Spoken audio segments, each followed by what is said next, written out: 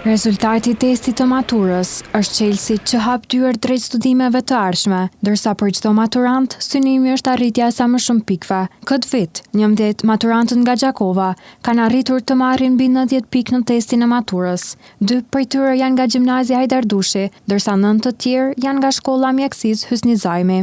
Në listën e të suksesshmeve, me mbi 90 pikë është listuar edhe nga Drejtoria e Arsimit në Gjakov, edhe maturanti Edris Tavileci nga Gjimnazi Hajdardushi, i cili ka arritur të sigurojë 96% të kalueshmërisë në testin e maturës.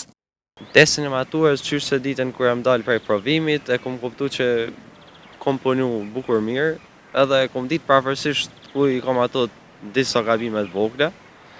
Pastaj kur dul rezultati e pashtë 96, me të vërtet ka një gëzim.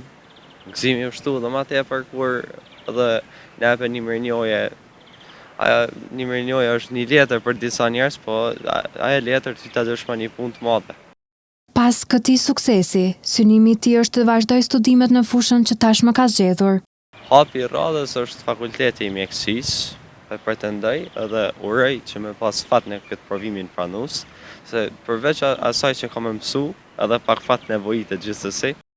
Në fund, ai kishte edhe një këshill për maturantët e ardhshëm, që testin e maturës mos ta shohin si burim stresi, por si një mundësi për të dëshmuar dijen dhe përkushtimin e tyre.